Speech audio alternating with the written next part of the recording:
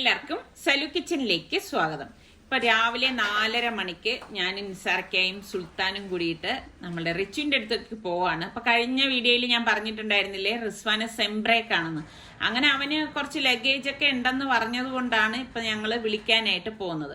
അപ്പൊ സാധാരണ ഇങ്ങനെയൊക്കെ യാത്ര പോകുമ്പോഴേക്ക് സുൽത്താൻ അങ്ങനെ വരാൻ വലിയ ഇൻട്രസ്റ്റ് ഒന്നും കാണിക്കാറില്ല. ഇതിപ്പം കോളേജിലേക്ക് ആയതുകൊണ്ടാണ് അവൻ കൂടിയിട്ട് വരുന്നത്. അപ്പൊ ഇന്നലെ അവന് എക്സാം ഉണ്ടായിരുന്നു. അപ്പൊ അത് കഴിഞ്ഞിട്ട് വരുമോ എന്നൊക്കെ അവൻ ചോദിച്ചിട്ടുണ്ടായിരുന്നു. പക്ഷെ ഞങ്ങൾക്ക് ഇന്നലെ കുറച്ച് തിരക്കായതുകൊണ്ട് ഞങ്ങൾ പറഞ്ഞു ഇല്ല, ഇന്നലെ പിന്നെ വൈകുന്നേരം പോയി കഴിഞ്ഞാൽ പിന്നെ തിരിച്ചു വരാനും ഒക്കെ ഭയങ്കര ബുദ്ധിമുട്ടാവും. അപ്പൊ അതുകൊണ്ട് ഞങ്ങൾ പറഞ്ഞു രാവിലെ വരാം എന്ന് പറഞ്ഞു. അപ്പൊ അവന്റെ അടുത്ത് ഞങ്ങൾ വിളിച്ച് പറഞ്ഞിട്ടുണ്ടായിരുന്നു എല്ലാം റെഡിയാക്കിയൊക്കെ വെക്കണം, വന്നു കഴിഞ്ഞാൽ പിന്നെ താമസമൊന്നും ഉണ്ടാവരുത്, പെട്ടെന്ന് നമുക്ക് മടങ്ങി വരാനുള്ളതാണ്. കാരണം ഇവിടെ വന്നിട്ട് കുറേ പണികളും കാര്യങ്ങളും ഒക്കെ ഉണ്ട്. അപ്പൊ അങ്ങനെ പോകുന്ന വഴിയിൽ തന്നെയാണ് നിസ്കരിക്കാനൊക്കെ പള്ളിയിൽ കയറിയത്. അപ്പൊ അതൊക്കെ കഴിഞ്ഞതാ ഇത് കണ്ടോ കൊല്ലത്താറായെന്ന് മനസ്സിലായത് ആ നീണ്ടകര കടന്നു കഴിയുമ്പോഴാണ് കേട്ടോ. ഇതിനിടയില് നമ്മുടെ റിച്ച് വിളിച്ചിട്ടുണ്ടായിരുന്നു. അപ്പൊ ഞാൻ പറഞ്ഞു എത്താറാകുന്നതേ ഉള്ളൂ എന്ന്. കാരണം ഇവിടെ ഇപ്പൊ ഈ റോഡ് പണി ഉള്ളത് കൊണ്ട് കുറച്ച് സ്ലോയിലാണ് ഞങ്ങൾ വന്നിരുന്നത്, സ്പീഡിലൊന്നും വന്നില്ല കേട്ടോ.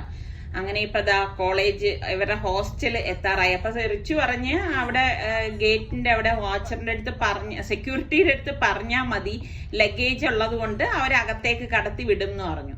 അപ്പൊ അല്ലെങ്കിൽ അവരങ്ങനെ അകത്തേക്ക് നമ്മളെ വിടത്തില്ല കേട്ടോ. അപ്പൊ ഞങ്ങൾ ദേ വണ്ടിയിൽ അവിടെ എത്തുമ്പോഴേക്കുണ്ട് ഞാൻ നോക്കുമ്പോ ഒരു പെട്ടിയും പിടിച്ച ആള് പോകുന്നത്. ആ ഇരിക്കുന്ന പോത്തിസിന്റെ കവറുകൾ കണ്ടോ, അതൊക്കെയാണ് നമ്മളുടെ റിച്ചുവിന്റെ ലഗേജ് എന്ന് പറയുന്നത്. ഇത് ഇത്രയും സംഭവമാണ്. ശരിക്കും പറഞ്ഞാൽ അവൻ 2 പ്രാവശ്യം ഇതിനിടയിൽ വന്നപ്പോ ഇങ്ങനെ 2 ബാഗായിട്ട് കൊണ്ടുവന്നിരുന്നെങ്കിൽ ഇപ്പൊ ഞങ്ങൾ വരേണ്ട ആവശ്യമൊന്നും ഉണ്ടായിരുന്നില്ല കേട്ടാ.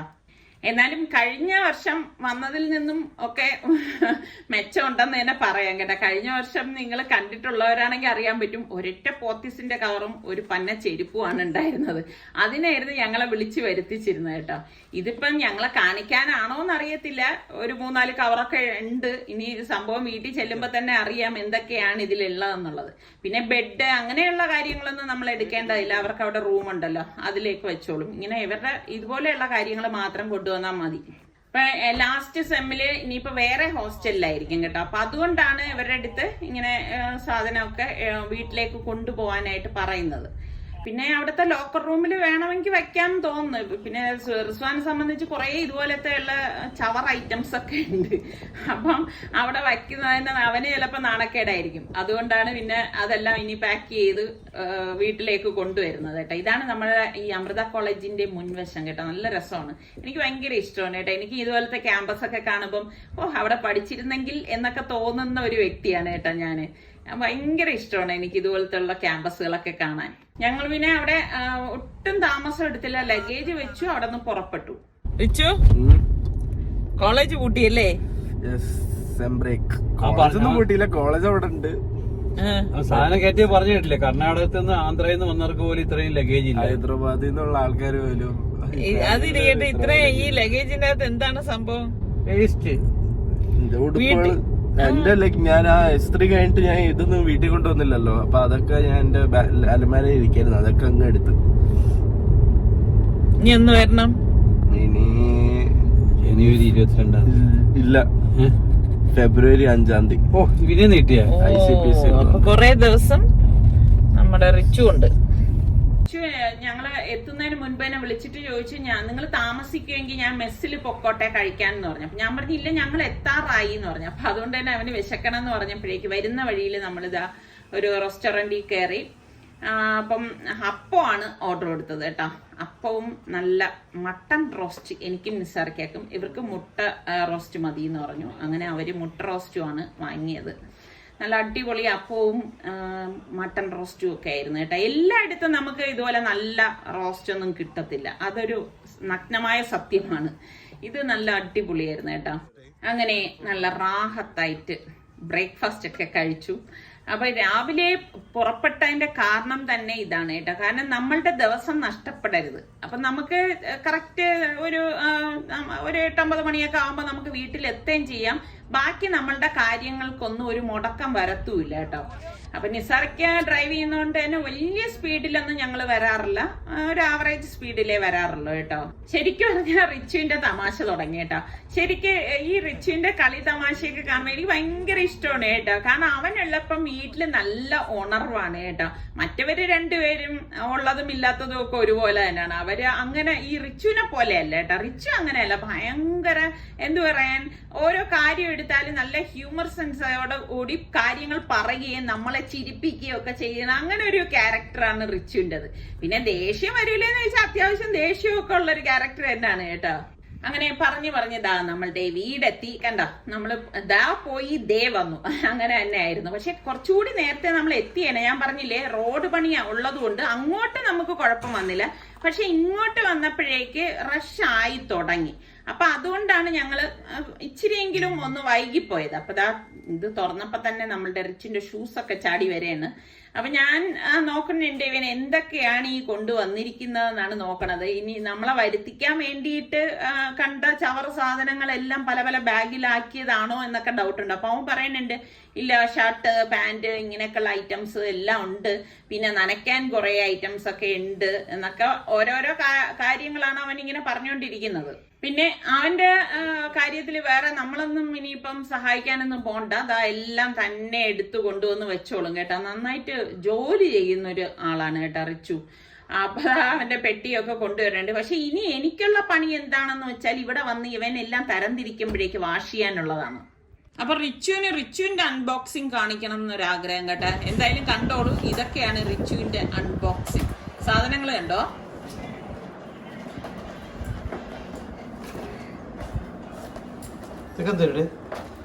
അതൊക്കെ എന്റെ മരുന്ന്, ലൈക്ക് ഓരോ ഡോളയും ഓരോ സാധനങ്ങളും നീ കൊണ്ടുപോയി ഇവിടുന്ന്. ഓ കൊണ്ടുപോയത് ഫുൾ ബ്യൂട്ടി പാർലർ എനിക്ക് ആൾക്കാർ വിചാരിക്കാൻ പാടില്ല. ഇതൊന്നും അല്ല, ഇത് ഓരോ തീരുമ്പോ ഞാൻ കൊണ്ടുവന്നെ. മാർക്ക് തുണി ഇത്രയാ തുണിയാ അത് കഴുകാനുള്ളത്. അതുകൊണ്ടല്ലേ ഞാൻ പറഞ്ഞേ, ഞാൻ അല്ലെങ്കിൽ ഞാൻ കൊണ്ടുവരൂല. ഇത് ഇത്രയും സാധനങ്ങൾ ഉള്ളതുകൊണ്ടാ എല്ലാം ക്ലിയർ ചെയ്ത്. ഇനി ഒന്നുമില്ല അവിടെ. ഇനിയുള്ള ആവശ്യമുള്ള മാത്രം എടുത്തോണ്ട് പോയാൽ പോരെ. അപ്പോ ഇതിനിടയിൽ ഞാൻ റിച്ചുവിന്റെ തുണിയൊക്കെ നനയ്ക്കാനായിട്ടിട്ടു. അപ്പൊ ദാ നമ്മുടെ ശീല ചേച്ചി മീനും കൊണ്ടുവന്നു. അപ്പൊ ഞാൻ നല്ല മത്തി ഉണ്ടെന്ന് പറഞ്ഞു. പിന്നെ പാരയുണ്ട്. പാര ഞാൻ നിങ്ങൾക്കറിയാലോ എനിക്ക് ഭയങ്കര ഇഷ്ടമുള്ള ഒരു മീനാണ്. അപ്പൊ ഞാൻ വിചാരിച്ചു ഇന്നിപ്പം രണ്ടും വാങ്ങിക്കാന്ന് കരുതി. അപ്പൊ മത്തി വാങ്ങിക്കാണ്. ഇന്നലെ ഞാൻ ഇവിടെ നമ്മുടെ വീട്ടിൽ ഇരിക്കുമ്പോൾ ഉണ്ടല്ലോ, അപ്പുറത്ത് എവിടെയോ മത്തിക്കറി വെച്ചിട്ട് നല്ല മുളകിട്ട കറിയുടെ ഭയങ്കര മണം വന്നു കേട്ടാ. അപ്പൊ രാത്രി ആയപ്പോഴേക്ക് ഞാൻ മോളെടുത്ത് പറഞ്ഞു, മോളെ നല്ല മുളകിട്ട കറിയുടെ മണം വരുന്നുണ്ടല്ലോ. അപ്പോഴേ എനിക്ക് മത്തിക്കറി കഴിക്കണം എന്ന് ഭയങ്കര ആഗ്രഹം കേട്ടോ. മുളകിട്ട മത്തിക്കറിയുടെ മണമാണ് വന്നത്. അപ്പുറത്ത് എവിടെയോ വെച്ചതാണ് കേട്ടോ. അപ്പൊ എന്താ പാര ഞാൻ വിചാരിച്ചു പൊരിക്കാന്ന്. ഞാൻ എപ്പോഴും പാര ഇപ്പൊ ചേച്ചി എനിക്ക് തോല് പൊളിച്ച് തരാണ്. തന്നില്ലെങ്കിൽ പോലും ഞാൻ ക്ലീൻ ചെയ്യുകയാണെങ്കിലും ഞാൻ ഇതിന്റെയൊക്കെ തോല് കളഞ്ഞിട്ടേ എടുക്കത്തുള്ളൂ കേട്ടോ. അപ്പൊ ഇവരാകുമ്പോ പെട്ടെന്ന് പിന്നെ തോല് കളഞ്ഞെടുക്കുമല്ലോ. അങ്ങനെ ഇപ്പം എന്താ മത്തിയും ഈ ചേച്ചി വരികയാണെങ്കിൽ എനിക്ക് വെട്ടിത്തരും കേട്ടോ. അങ്ങനെയൊക്കെയുള്ള ഗുണങ്ങളുണ്ട്. പക്ഷെ അല്ലെങ്കിൽ ഞാൻ തന്നെ, എനിക്ക് മടിയൊന്നുമില്ല, മത്തിയൊന്നും വെട്ടാനൊന്നും എനിക്ക് മടിയൊന്നുമില്ല കേട്ടോ. ഞാൻ പെട്ടെന്ന് വെട്ടിയെടുക്കും. അതുപോലെ ഈ കറി ഉണ്ടാക്കുമ്പോഴേക്കേ നല്ല മുളകിട്ട കറിയൊക്കെ ഉണ്ടാക്കണമെങ്കിൽ നല്ല നെയ്മത്തിയിൽ ഉണ്ടാക്കുന്നതാണ് ടേസ്റ്റ്. ഇത് നെയ്മത്തിയാണ് കേട്ടോ. പിന്നെ അത്ര വലിയ നെയ്മത്തിയല്ല, ഇപ്പൊ നമ്മുടെ നാട്ടിലൊക്കെ കിട്ടുന്ന ആ സീസണിലുള്ള ആ നെയ്മത്തിയാണ് കേട്ടോ. കണ്ട ഈ ഒരു വലിപ്പമുണ്ട്. അപ്പൊ മിക്സിയുടെ ജാർ എടുത്ത ശേഷം, ഞാൻ ചെറിയ ജാറാണ് എടുത്തത്, ഒരു 6-7 ചുവന്നുള്ളിയും ഒരു 3 table spoon Kashmiri chilli powder. ഇതാകുമ്പോൾ നല്ല കൊഴുപ്പും കിട്ടും, കളറും കിട്ടും. പിന്നെ 1 ടീസ്പൂണ് മഞ്ഞൾപ്പൊടി, പാകത്തിനുള്ള ഉപ്പും, പിന്നെ കുറച്ച് വെള്ളം ഒഴിച്ചിട്ട് ഇത് നമുക്ക് പേസ്റ്റ് പോലെ ഒന്ന് അരച്ചെടുക്കണം. ഈ ഒരു പരുവത്തിലാണ് അരച്ചെടുക്കുന്നത്. ഇങ്ങനെ അരച്ചെടുത്തിട്ട് കറി ഉണ്ടാക്കുമ്പോൾ കറിക്ക് നല്ല കൊഴുപ്പ് കിട്ടും. പിന്നെ നമ്മുടെ മൺചട്ടി അടുപ്പത്തേക്ക് വെച്ചിട്ട് ഞാൻ വെളിച്ചെണ്ണയാണ് ഒഴിച്ചു കൊടുത്തിരിക്കുന്നത്. ചൂടാകുമ്പോഴേക്ക് നമുക്ക് ഉലുവയിട്ട് പൊട്ടിച്ചു കൊടുക്കാം. പിന്നെ 1 ടേബിൾ സ്പൂൺ വീതം ഇഞ്ചിയും വെളുത്തുള്ളിയും ഒന്ന് ചതച്ചതാണ് കേട്ടോ. എന്നിട്ട് നമുക്കിതൊന്ന് മൂപ്പിച്ചു കൊടുക്കണം. പല രീതിയിൽ ഞാൻ മുളകിട്ട കറി ഉണ്ടാക്കാറുണ്ട്. എന്നിട്ട് നമ്മൾ ഈ ചുവന്നുള്ളി ഒരു 10-12 ചതച്ചെടുത്തിട്ടുണ്ട്. അപ്പം അതൊന്ന് ഇതുപോലെ ഒന്ന് ഇട്ടിട്ട് ഒന്ന് വഴറ്റി കൊടുക്കാം കേട്ടോ. ഇതുപോലെ ഒന്ന് വഴണ്ട് വരണം. അതിന് ശേഷം നമുക്കൊന്ന് കുറച്ച് കറിവേപ്പിലയും കൂടി ഇട്ടിട്ട് ഇതുപോലെ ഒന്ന് ഇളക്കി കൊടുക്കാം. അപ്പം കൊച്ചുള്ളി ഉണ്ടെങ്കിൽ അത് തന്നെ എടുക്കണേ, എങ്കിലേ കറിക്ക് നല്ല ടേസ്റ്റ് ഉണ്ടാവത്തുള്ളൂ. സവാളയ്ക്ക് അത്ര ടേസ്റ്റ് ഒന്നും ഉണ്ടാവത്തില്ല മുളകിട്ട കറിയൊക്കെ ഉണ്ടാക്കണമെങ്കിൽ. അപ്പോൾ അത് ഒന്ന് മൂത്ത് വരുന്ന ആ ഒരു സമയത്ത് നമ്മൾ ഈ അരച്ച് വെച്ചിരിക്കുന്ന അരപ്പുണ്ടല്ലോ അത് ഇതിലേക്ക് ഇട്ട് കൊടുക്കാം. ഇട്ട് കൊടുത്ത ശേഷം നല്ലതുപോലെ ഒന്ന് ഇളക്കി കൊടുക്കണം. ഇതുപോലെ ഒന്ന് ഇളക്കിയെടുക്കണം. അതിൻ്റെ ആ ഒരു പച്ച ചുവ മാറത്തക്ക രീതിയിൽ നമ്മളൊന്ന് ഇളക്കി കൊടുക്കണം കേട്ടോ. അല്ലെങ്കിൽ ആ ചുവന്നുള്ളിയൊക്കെ ചേർത്ത് അരച്ചതുകൊണ്ട് അതിനൊരു പച്ച ചുവ വരാനുള്ള സാധ്യത കൂടുതലാണ്. അതുകൊണ്ടാണ് നമ്മൾ മീഡിയം ഫ്ലെയിമിലാക്കിയിട്ടാണ് ഒന്ന് ഇളക്കി കൊടുക്കുന്നത്. അടിക്ക് പിടിക്കുക ഒന്നും ചെയ്യരുത് കേട്ടോ. ഇടയ്ക്കിടയ്ക്ക് ഇതുപോലെ അടിക്ക് പിടിക്കാതിരിക്കാനായിട്ട് ഒന്ന് ഇളക്കി കൊടുത്തോണ്ടിരിക്കണം. പിന്നെ ഞാനിവിടെ അത്യാവശ്യം വലിപ്പമുള്ള 2 തക്കാളി കട്ട് ചെയ്തെടുത്തിട്ടുണ്ട്. തക്കാളിയും കൂടി ചേർത്തൊന്ന് വഴറ്റി കൊടുക്കാം.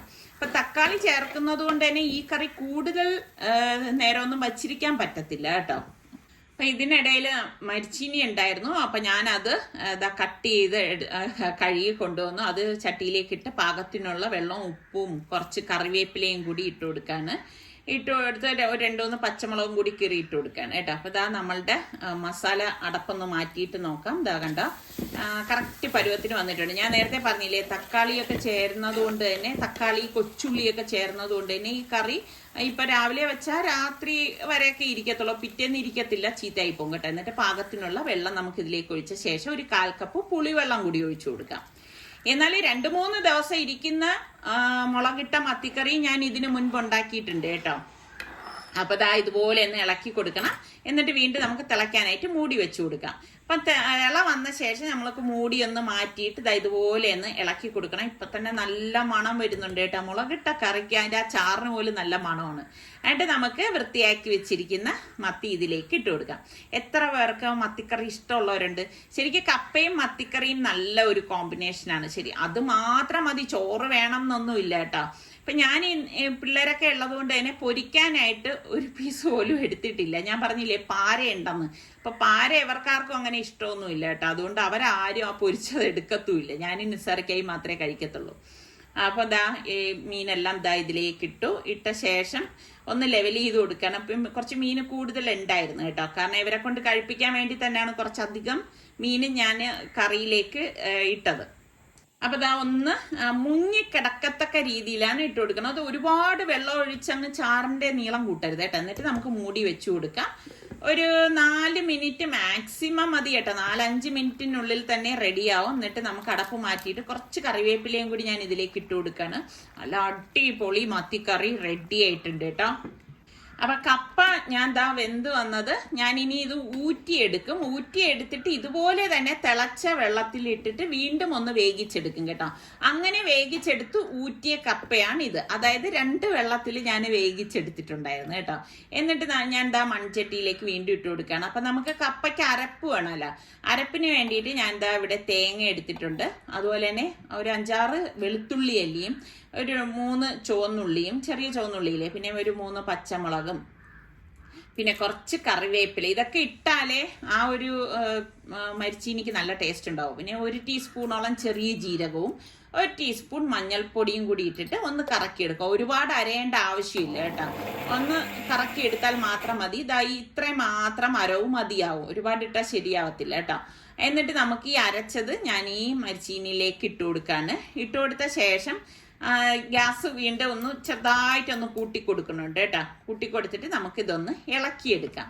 അപ്പം ഇത് നമ്മൾ ഇതുപോലെ മൺചട്ടിയിലൊക്കെ ഉണ്ടാക്കുമ്പോഴേക്ക് അതിനും ഒരു പ്രത്യേക ടേസ്റ്റ് തന്നെയാണ് കേട്ടോ. നമ്മളിപ്പം വേറെ ഏത് പാനിൽ ഉണ്ടാക്കുന്നതെന്ന് മരിച്ചീനി, മീൻകറി ഇതൊക്കെ മൺചട്ടിയിൽ ഉണ്ടാക്കുമ്പോഴാണ് രുചി കൂടുതൽ കിട്ടുന്നത്. അപ്പം ഞാൻ മിക്സിയുടെ ജാറിലേക്ക് ഏകദേശം ഒരു 1/4 കപ്പ് വെള്ളം ഒഴിച്ചിട്ട് ഇതിലേക്കൊന്ന് ചേർത്ത് കൊടുക്കുകയാണ്. എന്നിട്ട് നല്ലതുപോലെ ഒന്ന് ഉടച്ചെടുക്കും.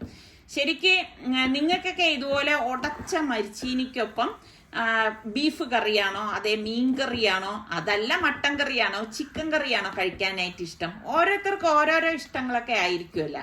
എനിക്ക് സത്യം പറഞ്ഞാൽ ഞാൻ നേരത്തെ പറഞ്ഞതുപോലെ നല്ല മുളകിട്ട മത്തിക്കറി തന്നെയാണ്. പറഞ്ഞപ്പോൾ തന്നെ വായിൽ വെള്ളം വരുന്നുണ്ട് കേട്ടോ.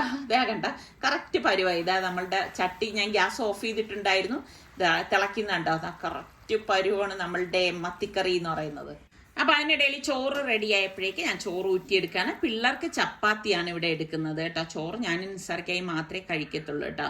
നിസ്സാർക്കായും വളരെ കുറച്ച് ചോറേ കഴിക്കത്തുള്ളൂ. ബാക്കി ഞാൻ നാളെ ചൂടാക്കി എടുക്കത്തേ ഉള്ളൂ കേട്ടോ. ഞാൻ മാത്രമാണ് ഇവിടെ ചോറിന്റെ ആളെന്ന് പറയുന്നത്.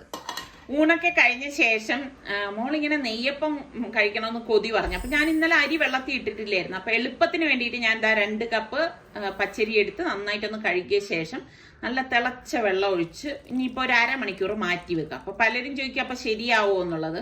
നല്ല അടിപൊളിയായിട്ട് കിട്ടും കേട്ടോ. ഇങ്ങനെയൊക്കെയല്ലേ വെറൈറ്റി ഉണ്ടാവുന്നത്. അപ്പൊ ഇതിനിടയിൽ നമ്മുടെ സുൽത്താൻ ടെസ്റ്റ് ഡ്രൈവിന് പറഞ്ഞിട്ടുണ്ടായിരുന്നു. അങ്ങനെ അവൻ പറഞ്ഞ റോയൽ എൻഫീൽഡിന്റെ വണ്ടി വന്നു. അപ്പൊ അവൻ അത് ട്രയൽ നോക്കാണ് കേട്ടോ. അപ്പൊ എനിക്കും ഭയങ്കര ഒരു സന്തോഷം. കാരണം എനിക്കും കൂടെ ഒന്ന് ട്രൈ ചെയ്യാമല്ലോ എന്നുള്ളതാണ് ഞാൻ ഇങ്ങനെ നോക്കിക്കൊണ്ട് നിൽക്കുന്നത് കേട്ടോ. എനിക്ക് എന്താണെന്ന് അറിയത്തില്ല. എനിക്ക് ഭയങ്കര ഒരു ക്രേസ് ആണ് കേട്ടോ. പക്ഷെ എന്റെ ക്രേസ് എന്റെ മക്കൾക്കുണ്ടോ എന്ന് ചോദിച്ചാൽ ഇല്ല. സുൽത്താൻ ഇപ്പോഴാണ് സുൽത്താൻ ഇങ്ങനെ വേണം എന്നൊക്കെ പറഞ്ഞ് അത് വണ്ടിയൊക്കെ ഓർഡർ എടുത്തു. അപ്പൊ ഞാൻ പറഞ്ഞു ഞാനും കൂടി ഒരു റൗണ്ട് ഒന്ന് ഓടിച്ചോട്ടെ സുലു എന്ന് പറഞ്ഞിട്ട് ഞാൻ എടുക്കുകയാണ്. എനിക്ക് ഭയങ്കര ഇഷ്ടമാണ്. അപ്പൊ ഞാനിങ്ങനെ ഓടിച്ചപ്പോഴേക്ക് പക്ഷെ സുൽത്താൻ ഇത് തന്നെ മതി എന്നാണ് പറഞ്ഞിരിക്കുന്നത്. കഴിഞ്ഞ വീഡിയോയിൽ ഞാൻ പറഞ്ഞില്ലായിരുന്നോ. പക്ഷെ ഞാൻ ഈ റോയൽ എൻഫീൽഡിന്റെ തന്നെ ക്ലാസിക് ഉണ്ടല്ലോ അത് നോക്കിയപ്പോഴേക്ക് എനിക്ക് കംഫർട്ടായിട്ട് തോന്നിയത് ആ ക്ലാസിക്കാണ് കേട്ടോ. എനിക്കിഷ്ടം തോന്നിയത് അതാണ്. ഓടിക്കുമ്പോൾ നല്ല ഒരു സുഖം, ഭയങ്കര സുഖം തോന്നിയത്. ഇത് സാധാരണ എനിക്ക് ആ ഹീറോ ഹോണ്ടയൊക്കെ ഓടിക്കുന്ന ആ ഒരു ഇതേ ഉള്ളൂ. പിന്നെ സൗണ്ട് ഉണ്ടെന്ന് മാത്രമേ ഉള്ളൂ. എന്തായാലും ഓരോരുത്തരുടെ ഇഷ്ടത്തിനനുസരിച്ചല്ലേ വണ്ടി വാങ്ങിക്കാനുള്ളത്. അപ്പൊ ഞാന് ഇതിനിടയിൽ അരിതാ ഊറ്റി വെച്ചു. പിന്നെ നമ്മുടെ ശർക്കര ഉണ്ടല്ലോ. അപ്പൊ എൻ്റെ ഞാൻ ശർക്കര കാച്ചി വെച്ചിരുന്ന തീർന്നുപോയി. അപ്പൊ ഞാൻ ശർക്കര കുറച്ച് കൂടുതൽ കാച്ചി വെക്കണം. ഞാൻ എപ്പോഴും ഇങ്ങനെയാണ് കേട്ടോ. കാച്ചിയിട്ട് ഇതുപോലെ അരിച്ചെടുത്തിട്ട് തണുത്ത ശേഷം കുപ്പികളിലാക്കി ഫ്രിഡ്ജിലേക്ക് സൂക്ഷിക്കുക. അങ്ങനെ വരുമ്പോൾ നമുക്ക് പെട്ടെന്ന് ഇതുപോലെയൊക്കെ എന്തെങ്കിലും കൊതി ആരെങ്കിലും പറയുകയാണെങ്കിൽ ഉടൻ തന്നെ ഉണ്ടാക്കി കൊടുക്കാനും പറ്റും കേട്ടോ. അപ്പൊ ഇതിപ്പോ ഞാൻ അരിച്ചെടുക്കുകയാണ്. ഒരുപാട് വെള്ളം ഒഴിച്ച് ഞാൻ എടുക്കത്തില്ല കേട്ടോ. അപ്പൊ നമ്മള് ഈ ഊറ്റി വെച്ചിരിക്കുന്ന അരി ഞാൻ മിക്സിയുടെ ജാറിലേക്ക് ഇട്ട് കൊടുക്കാണ്. ഇത് ഇൻസ്റ്റന്റ് ആയിട്ട് ഉണ്ടാക്കിയെടുക്കാൻ പറ്റുന്ന നെയ്യപ്പമാണ് കേട്ടോ. പല രീതിയിൽ ഇൻസ്റ്റന്റ് നെയ്യപ്പം ഉണ്ടാക്കുന്നതൊക്കെ ഞാൻ ഇതിനു മുൻപ് കാണിച്ചിട്ടുള്ളതാണ്. പിന്നെ നമുക്കൊരു 1/4 കപ്പ് ചിരകിയ തേങ്ങ ഇട്ട് കൊടുക്കാം. 1/4 കപ്പ് ചോറുണ്ടല്ലോ അതിൽ കൂടണ്ട കേട്ടോ. 1/4 കപ്പ് മൈദാമാവ്, എല്ലാം 1/4 കപ്പാണ് കേട്ടോ. പിന്നെ ഞാനിവിടെ ഒരു 10-12 ഏലക്ക ഇട്ടിട്ടുണ്ട്. അതൊക്കെ നിങ്ങളുടെ ഇഷ്ടത്തിനനുസരിച്ച് ഇടുക. 1 ടേബിൾ സ്പൂൺ നെയ്യും കൂടി ഒഴിച്ച ശേഷം നമുക്കിതിലേക്ക് ആ ശർക്കര പാനി ചെറു ചൂടോട് കൂടിയിട്ടാണ് ഇതിലേക്ക് ഒഴിച്ചു കൊടുക്കുന്നത് കേട്ടോ. നല്ല ചൂട് വേണ്ട. ഞാനിവിടെ 1.5 കപ്പ് ശർക്കര പാനി ഒഴിച്ചിട്ടുണ്ട്. ഇതൊക്കെ നിങ്ങൾ എടുക്കുന്ന അരിയെ ഡിപ്പെൻഡ് ചെയ്തിരിക്കും ഇതിന്റെ അളവെന്ന് പറയുന്നത് കേട്ടോ. എന്നിട്ട് ഒന്ന് റവയുടെ തരിപ്പില്ലേ ആ ഒരു തരിയിൽ നമ്മളൊന്ന് അരച്ചെടുക്കും. ഒരുപാട് മഷി പോലെ അരയേണ്ട ആവശ്യമില്ല. ഇപ്പതാ ഇതുപോലെ ഒന്ന് ഇളക്കി കൊടുക്കണം. പിന്നെ നിങ്ങൾക്ക് വല്ലാതെ കട്ടിയാണ് എന്ന് തോന്നുകയാണെങ്കിൽ കുറച്ച് ശർക്കരപ്പാനിയൂടെ ഇതിലേക്ക് ഒഴിച്ചു കൊടുക്കാം കേട്ടോ. അപ്പൊ ഞാൻ നമ്മുടെ കൊപ്ര വറുക്കാനായിട്ട് ഒരു പാനിലേക്ക് നെയ്യ് ഒഴിച്ചു കൊടുക്കാണ്. നെയ്യിലേക്ക് നമുക്ക് ഈ അരിഞ്ഞു വെച്ചിരിക്കുന്ന കൊപ്ര ഇട്ടിട്ട് ഒന്ന് വറുത്ത് റോസ്റ്റ് ആക്കി ഇട്ട് കൊടുക്കണം. അതൊക്കെ ഇടുമ്പോഴാണ് നെയ്യപ്പത്തിന് നല്ല ടേസ്റ്റ് ഉണ്ടാവണം കേട്ടോ. പിന്നെ ഇത് ഇട്ടില്ലെങ്കിലും നെയ്യപ്പം റെഡിയാവും. പിന്നെ ഒരാൾ കൊതിയോടുകൂടി ഒരു സാധനം പറയുമ്പം എല്ലാ ഐറ്റംസും അതിൽ വേണമല്ലോ. പിന്നെ ഞാൻ ഇതിലേക്ക് 1 ടേബിൾ സ്പൂണോളം കറുത്ത എള്ളില്ലേ അതും കൂടി ഇട്ട് കൊടുക്കാണ്. ഞാൻ ഗ്യാസ് ഓഫ് ചെയ്ത് കൊടുത്തിട്ടുണ്ടായിരുന്നു കേട്ടോ. അപ്പം ഇനിയിപ്പോ ഇത് ഈ നെയ്യോട് കൂടിയിട്ട് തന്നെ നമ്മൾ ഈ തയ്യാറാക്കി വെച്ചിരിക്കുന്ന മാവിലേക്ക് ഒഴിച്ചു കൊടുക്കും കേട്ടോ. പിന്നെ ചിലര് കരിഞ്ജീരകം ഇടുന്നവരും ഉണ്ടാവും. ഞാൻ കൂടുതൽ ഈ കറുത്ത എള്ള് തന്നെയാണ് ഇതിലേക്ക് ഉപയോഗിക്കുന്നത് കേട്ടോ. അതൊക്കെ ഓരോരുത്തരുടെ ഇഷ്ടത്തിനനുസരിച്ച്. ചിലർ കപ്പലണ്ടി ഉപയോഗിക്കും. ഓരോരുത്തരുടെ ഇഷ്ടത്തിനനുസരിച്ചൊക്കെ ഇതിലൊക്കെ മാറ്റങ്ങൾ വരുത്താം. അല്ലാതെ ഇങ്ങനെ തന്നെ ഉണ്ടാക്കാവൂ അങ്ങനെയൊന്നും എവിടെയും പറഞ്ഞിട്ടൊന്നുമില്ല. നമുക്ക് എന്താണോ ഇഷ്ടം അതിനനുസരിച്ച് ചെയ്തെടുക്കുക. ഉണ്ടാക്കി വരുമ്പോൾ നല്ല പെർഫെക്റ്റ് ആയിട്ട് വരണം, അത്ര മാത്രമേ ഉള്ളൂ. അപ്പൊ ഞാൻ ഇതൊന്ന് ഇളക്കിയെടുത്ത് കണ്ടോ, ഇതാണ് ഇതിന്റെ ഒരു പരുവം എന്ന് പറയുന്നത്. അപ്പം ഞാൻ ഒരു ചീനിച്ചട്ടി എടുത്തിട്ട് നമുക്ക് പൊരിച്ചെടുക്കാൻ ആവശ്യത്തിനുള്ള എണ്ണ ഒഴിച്ചു കൊടുക്കാം. ചൂടായ എണ്ണയിലേക്ക് നമുക്ക് 1 തവി മാവ് ഇതിന്റെ സെന്റർ നോക്കിയിട്ട് ഇതുപോലെ ഒന്ന് ഒഴിച്ചു കൊടുക്കണം. ഒഴിച്ചു കൊടുത്തു കഴിയുമ്പോഴേക്ക് അത് താനേ പൊന്തി വരും. നമ്മളൊന്നും ചെയ്യേണ്ട ആവശ്യമില്ല കേട്ടോ. പിന്നെ ആദ്യത്തെ നെയ്യപ്പം ചിലപ്പം കറക്റ്റായിട്ട് വരണം എന്നില്ല. രണ്ടാമത് മുതൽ നെയ്യപ്പം റെഡിയായി കിട്ടിക്കോളും കേട്ടോ. അതായത് ഇതുപോലെ പൊങ്ങി വരുന്ന സമയത്ത് നമുക്ക് കുറച്ച് എണ്ണ ഇതിന്റെ മീതെ കോരി ഒഴിച്ചു കൊടുക്കാം. ഇതുപോലെ ഒരു 2 സെക്കൻഡ് ഒന്ന് വെയിറ്റ് ചെയ്യണം. അതിനുശേഷം നമുക്ക് ഇതൊന്ന് മറിച്ചിട്ട് കൊടുക്കണം കേട്ടോ. അല്ലാതെ നമ്മൾ കോരി ഒഴിച്ച വടി തന്നെ മറിച്ചിടാൻ നോക്കരുത്. അങ്ങനെ വന്നു കഴിഞ്ഞാൽ നെയ്യപ്പം അത് പൊട്ടിപ്പോവും. അത് ശരിയാകത്തില്ല. അതുപോലെ തന്നെ നമ്മൾ ഈ ശർക്കര പാനിയൊക്കെ എടുക്കുമ്പോഴേക്ക് പാനിയുടെ ചൂട് ഓവറായിട്ട് ചൂടായി കഴിഞ്ഞാൽ നെയ്യപ്പം പൊട്ടിപ്പോകാനുള്ള സാധ്യത കൂടുതലാണ്. അതൊക്കെ ഒന്ന് ശ്രദ്ധിച്ചേക്കണം കേട്ടോ. പിന്നെ നെയ്യപ്പം കോരി ഒഴിക്കുന്ന സമയത്ത് എണ്ണയ്ക്ക് നല്ല ചൂട് വേണം. അത് കഴിഞ്ഞ് ഫ്ലെയിം ഒന്ന് കുറച്ച് കൊടുക്കണം. കുറയ്ക്കുക എന്ന് പറയുമ്പോൾ തീരെ അങ്ങ് കുറച്ച് കളയരുത്. അങ്ങനെ കുറച്ച് കഴിഞ്ഞാൽ എണ്ണ കുടിക്കാൻ സാധ്യത കൂടുതലാണ്. അപ്പൊ നെയ്യപ്പം ഒട്ടും എണ്ണ കുടിക്കാത്ത രീതിയിൽ ഉണ്ടാക്കിയെടുക്കണമെങ്കിൽ നമ്മൾ ഇതുപോലെയുള്ള 1-2 കാര്യങ്ങൾ ഒന്ന് ശ്രദ്ധിക്കുകയാണെങ്കിൽ നല്ല അടിപൊളി നെയ്യപ്പം, നല്ല പൊന്തിയ നെയ്യപ്പം, എണ്ണയൊന്നും കുടിക്കാത്തത്, പൊട്ടിപ്പോവാത്തത് നമുക്ക് ഉണ്ടാക്കിയെടുക്കാൻ സാധിക്കും. അപ്പൊ ഇതുപോലെ ഒന്ന് വെയിറ്റ് ചെയ്ത ശേഷം വേണം നമ്മൾ ഇതൊന്ന് മറിച്ചിട്ട് കൊടുക്കാനുള്ളത് കേട്ടോ. പിന്നെ ട്രഡീഷണൽ രീതിയിലൊക്കെ നെയ്യപ്പം വേണമെങ്കിൽ നമ്മൾ തലേ ദിവസം തന്നെ അരി വെള്ളത്തിലിട്ട് കുതിർത്ത് അങ്ങനെയൊക്കെയാണ് ഉണ്ടാക്കുന്നത്. ആ നെയ്യപ്പവും ഞാൻ ഇതിനു മുൻപ് കാണിച്ചിട്ടുള്ളതാണ്. അപ്പൊ നമ്മള് സലൂ കിച്ചണിൽ ഒരുപാട് നെയ്യപ്പ റെസിപ്പി ഞാൻ ഉണ്ടാക്കി കാണിച്ചു തന്നിട്ടുണ്ട് കേട്ടോ. നിങ്ങൾ സലൂ കിച്ചൺ നെയ്യപ്പം എന്ന് പറഞ്ഞ് സെർച്ച് ചെയ്ത് കഴിഞ്ഞാൽ നിങ്ങൾക്ക് കാണാൻ സാധിക്കും. പിന്നെ പലതും വ്ളോഗൊക്കെ വന്ന ശേഷം വ്ളോഗിന്റെ ഇടയിൽ മുങ്ങിപ്പോയ നെയ്യപ്പങ്ങളും ഉണ്ട് കേട്ടോ.